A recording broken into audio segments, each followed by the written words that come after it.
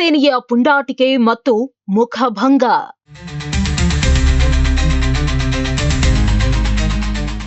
ಕನ್ನಡ ರಾಜ್ಯೋತ್ಸವದ ಹೊತ್ತಲೇ ಮಹಾರಾಷ್ಟ್ರ ಗಡಿಯಲ್ಲಿ ಶಿವಸೇನೆಯ ಪುಂಡಾಟಿಕೆ ಜೋರಾಗಿತ್ತು. ಕೊಲ್ಹಾಪುರ ಜಿಲ್ಲಾಧ್ಯಕ್ಷ ವಿಜಯ್ ದೇವಣೆ ನೇತೃತ್ವದಲ್ಲಿ ಉದ್ಧವ್ ಠಾಕ್ರೆ ಬಣದ ಸುತ್ತಲೂ 50 ಜನರ ತಂಡ ಬೆಳಗಾವಿ ಜಿಲ್ಲೆಯ ನಿಪ್ಪಾಣಿ ತಾಲೂಕಿನ ಕೊಗನೊಳ್ಳಿ ಗಡಿಗೆ ನುಗ್ಗಲು ಯತ್ನಿಸಿತ್ತು. ಆದರೆ ಗಡಿಯಲ್ಲಿ ಭದ್ರತಾ ಕೋಟೆಯನ್ನ ನಿರ್ಮಿಸಿದ್ದ ಕರ್ನಾಟಕ ಪೊಲೀಸರು ಈ ಶಿವಸೇನೆ ಪುಂಡರನ್ನ ಕಟ್ಟುನಿಟ್ಟಾಗಿ ತಡೆದು ನಿಲ್ಲಿಸಿದ್ರು.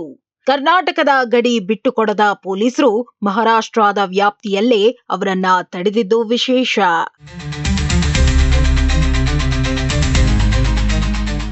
ತೀವ್ರ ಮುಖಭಂಗ ಅನುಭವಿಸಿದ ವಿಜಯ್ ದೇವಣೆ ಮತ್ತು ಟೀಮ್ ಬಂದ ದಾರಿಗೆ ಸುಂಕ ಇಲ್ಲದಂತೆ ಬಾಲ ಮುದುರಿಕೊಂಡು ವಾಪಸ್ಸಾಗಿದೆ. ಅಂತಿಮವಾಗಿ ಎಎಂಇಎಸ್ ಪುಂಡರನ್ನ ಪೊಲೀಸರು ವಶಕ್ಕೆ ಪಡೆದ್ರು ಮತ್ತು ಪರಿಸ್ಥಿತಿಯನ್ನ ಯಶಸ್ವಿಯಾಗಿ ನಿಯಂತ್ರಣಕ್ಕೆ ತಂದ್ರು. ಎಂಎಸ್ಐನ ಕರಾಳ ದಿನಾಚರಣೆ ಮತ್ತು ಕರವೇ ಆಕ್ರೋಶ. ಇದೇ ವೇಳೆ ಬೆಳಗಾವಿಯಲ್ಲಿ ಮಹಾರಾಷ್ಟ್ರ ಏಕೀಕರಣ ಸಮಿತಿ ಅಂದ್ರೆ ಎಂಐಎಸ್ ಪುಂಡರು ಕರಾಳ ದಿನಾಚರಣೆಗೆ ಮುಂದಾದ್ರು.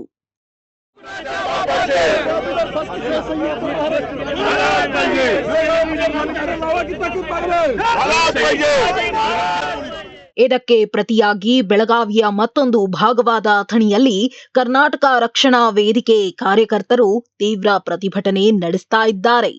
ಅಥಣಿ ಪಟ್ಟಣದ ಶಿವಯೋಗಿ ವೃತ್ತದಲ್ಲಿ ಜಮಾಯಿಸಿದ ಕರವೇ ಕಾರ್ಯಕರ್ತರು ಮಹಾರಾಷ್ಟ್ರ ಸಾರಿಗೆ ಬಸ್ಗಳನ್ನ ತಡೆದು ಆಕ್ರೋಶ ವ್ಯಕ್ತಪಡಿಸಿದ್ರು.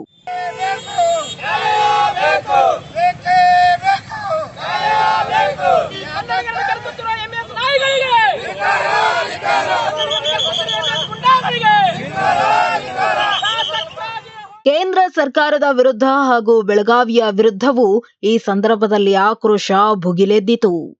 ಜೇವರ್ಗಿ ಸಂಕೇಶ್ವರ ರಾಜ್ಯ ಹೆದ್ದಾರಿಯನ್ನ ತಡೆದು ಪ್ರತಿಭಟನೆ ನಡೆಸಿದ ಕನ್ನಡ ಕಲಿಗಳು ಎಂಐಎಸ್ ನಾಯಿಗಳಿಗೆ ಧಿಕ್ಕಾರ ಎಂದು ಘೋಷಣೆ ಕೂಗುವ ಮೂಲಕ ತಮ್ಮ ಸಿಟ್ಟನ್ನ ಹೊರಹಾಕಿದ್ದಾರೆ.